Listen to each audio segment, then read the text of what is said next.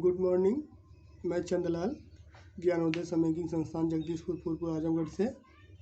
आज मैं आप लोगों को DED SCID second year semester 4 paper 12 unit 3 teaching of social science में आपका 3.5 है India's constitution fundamental rights and duties of citizens and national integration, जिसका अर्थ होता है भारत का संविधान मौलिक अधिकार और नागरिकों का कर्तव्य और राष्ट्रीय एकीकरण।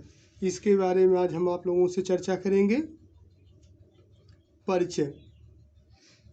शिक्षा आयोग 1964 से 66 के अनुसार सामाजिक अध्ययन का विषय पढ़ाने का लक्ष्य शिक्षार्थी को अपने पर्यावरण की जानकारी देना, मानवीय संबंधों को समझना और अपने समुदाय, राज्य, राष्ट्र आदि के विषय संदर्भ में बुद्धि कौशलपूर्ण भागीदारी के लिए महत्वपूर्ण मानी जाने वाली कुछ अभिवृत्तियों और मूल्यों को विकसित करना माना गया है। भारत में अच्छी नागरिकता और भावात्मक एकता विकसित करने के लिए सामाजिक अध्ययन विषय एक अवलंब के समान होता है।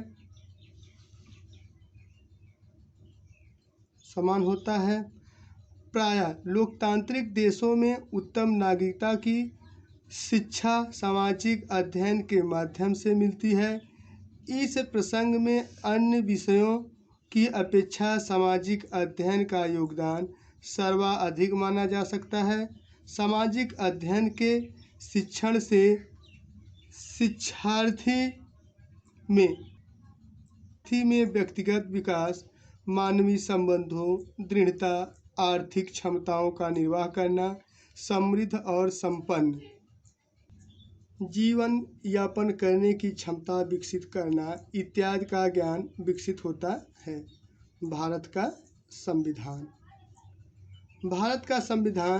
भारत का सर्वोच्च विधान है, जो संविधान सभा द्वारा 26 नवंबर 1949 को पारित हुआ तथा 26 जनवरी 1950 को प्रभावी हुआ। यह दिन भारत के संविधान दिवस के रूप में घोषित किया गया है, जबकि 26 जनवरी का दिन भारत में गणतंत्र दिवस के रूप में मनाया जाता है।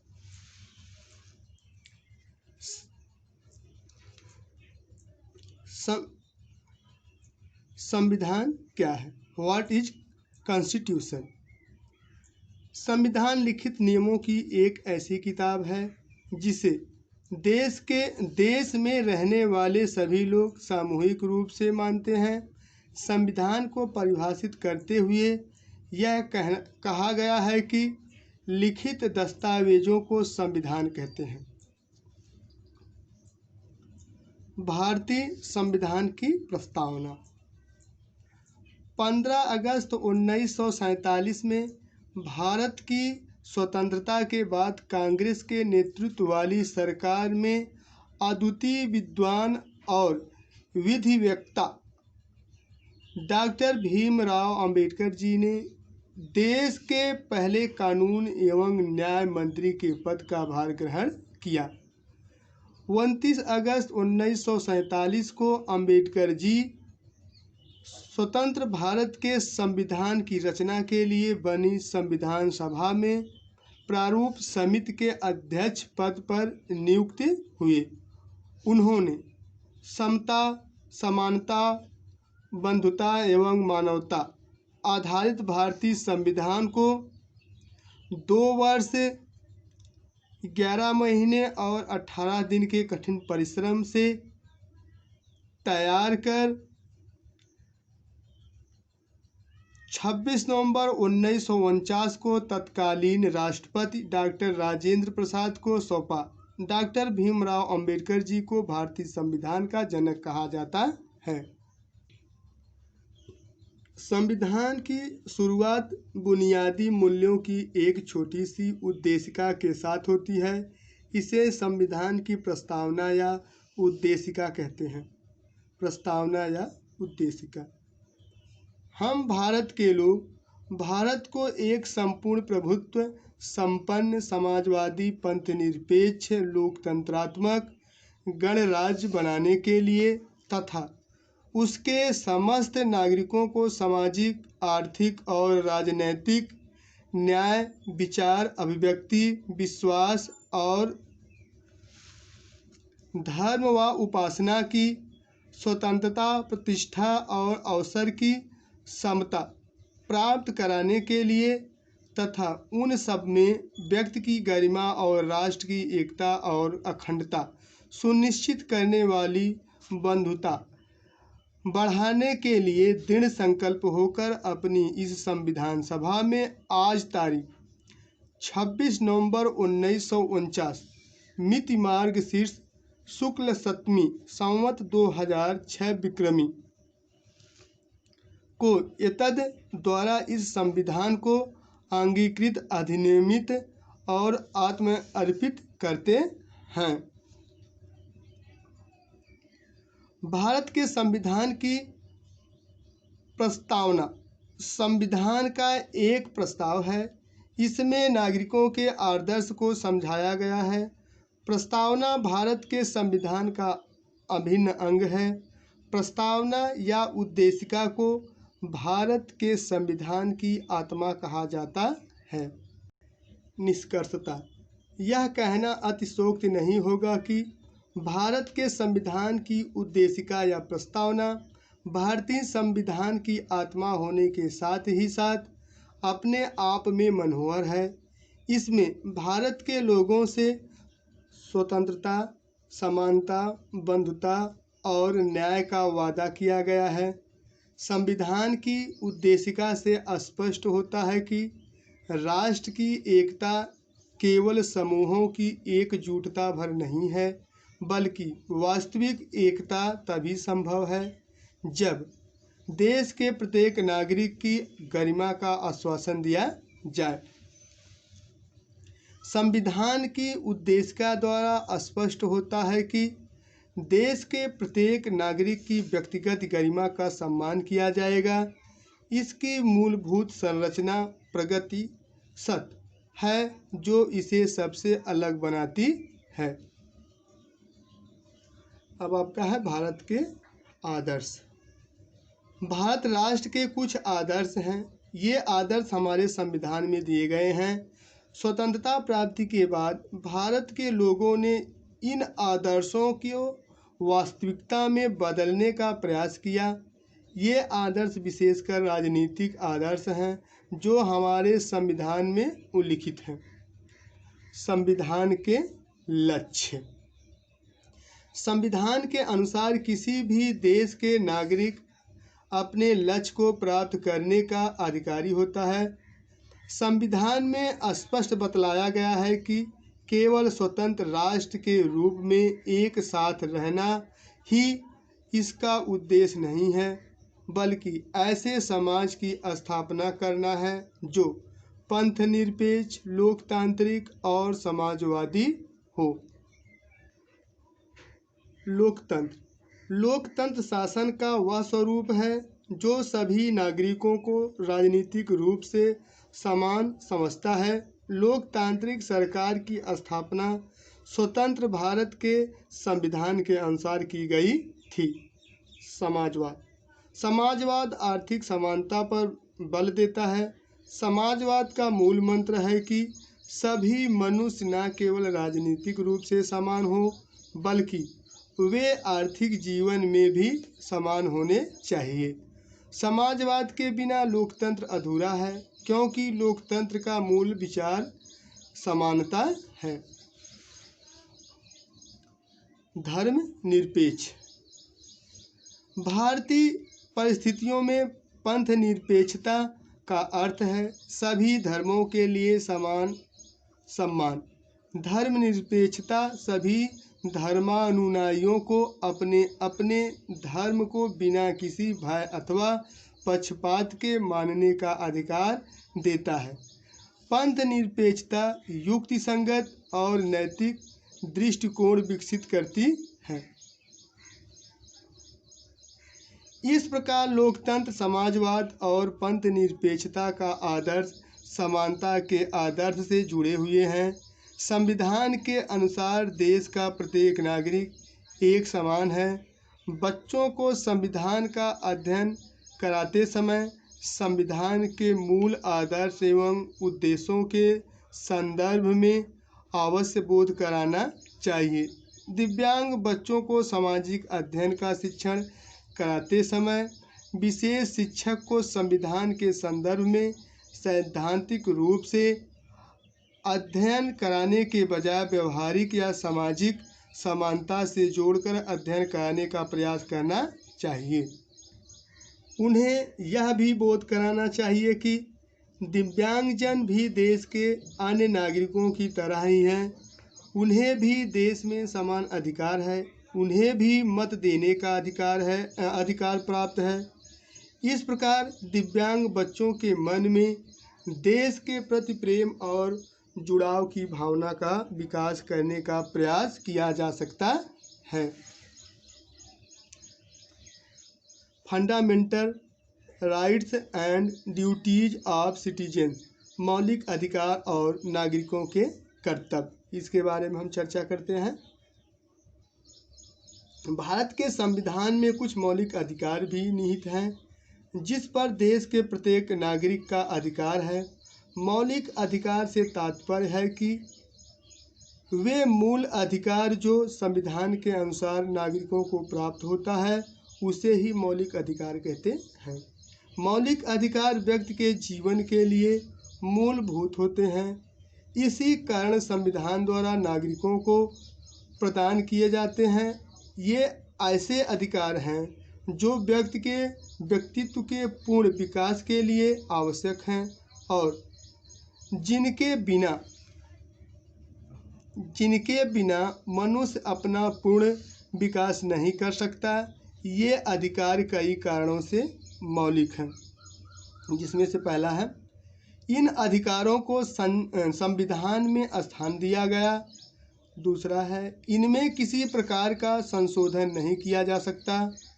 तीसरा आपका है ये अधिकार नागरिकों के प्रत्येक पक्ष के विकास हेतु मूल रूप से आवश्यक हैं।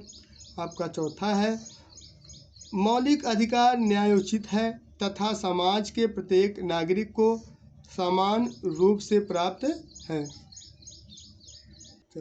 पांचवा है मौलिक अधिकारों का पालन करने के लिए कुछ नियम और कानून हैं जिसका अनुसरण या पालन करते हुए नागरिक इसका उपयोग करते हैं। छठा है मौलिक अधिकार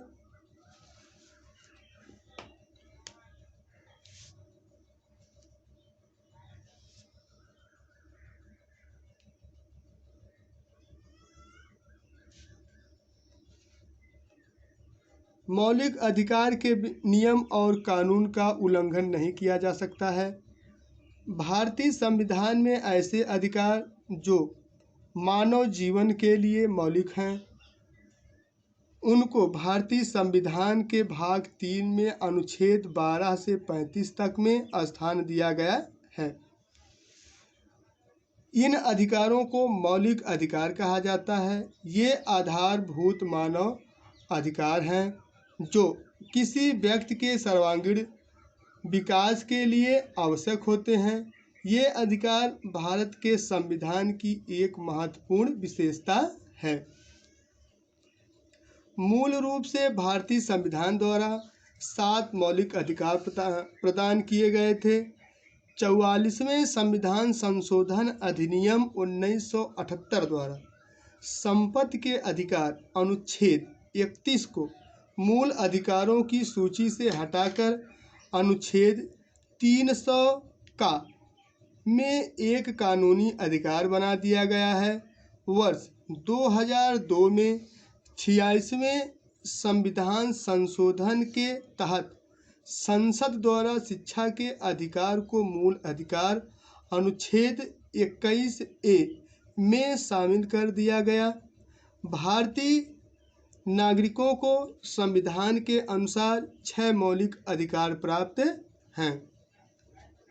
जिसमें से पहला है समानता का अधिकार, दूसरा है स्वतंत्रता का अधिकार, तीसरा है शोषण के विरुद्ध अधिकार, चौथा है धार्मिक स्वतंत्रता का अधिकार, पांचवा है सांस्कृतिक और शिक्षा संबंधी अधिकार, छठा है संवैधानिक उपचारों का अधिकार। नागरिकों के कर्तव्य। भारतीय संविधान में केवल मौलिक कर्तव्य ही देश के नागरिकों के लिए नहीं है, बल्कि नागरिकों का कुछ मौलिक कर्तव्य भी होता है जो निम्नलिखित है। पहला है, देश के प्रत्येक नागरिकों का यह कर्तव्य होता है कि वह संविधान का पालन करे और उसके आदर्शों, संस्थाओं, राष्ट्रध्वज और राष्ट्रगान का आदर करें। दूसरा है, भारत का प्रभुता, एकता और अखंडता की रक्षा करें और उसे अक्षुण्ण रखें। तीसरा है, देश की रक्षा करें। चौथा है, भारत के सभी लोगों में समानता और समान मातृत्व की भावना का निर्माण करें। पांचवा है, देश की सामाजिक संस्कृति की गौरवशाली परंपरा का महत्व समझें तथा देश की सांस्कृतिक धरोहर की सुरक्षा करें। आपका छठा है, प्राकृतिक पर्यावरण की रक्षा करें। सातवां है, वैज्ञानिक दृष्टिकोण और ज्ञानार्जन की भावना का विकास करें। आठवां है, सामाजिक संपत्ति की सुरक्षा करना चाहिए। नौवां है, देश की एकता एवं अखंडता को बनाए रखने का प्रयास करना चाहिए। दसवां है,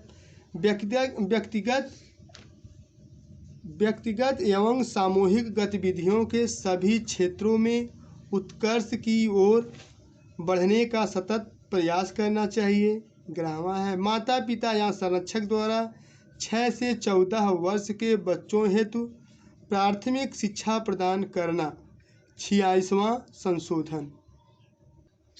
नेशनल इंटीग्रेशन, राष्ट्रीय एकीकरण, इसके बारे में चर्चा कर लेते हैं। राष्ट्रीय एकता की भावना पैदा करने और उसे शक्तिशाली बनाने की प्रक्रिया को राष्ट्रीय एकीकरण कहा जाता है। भारत देश विविधताओं की भूमि है।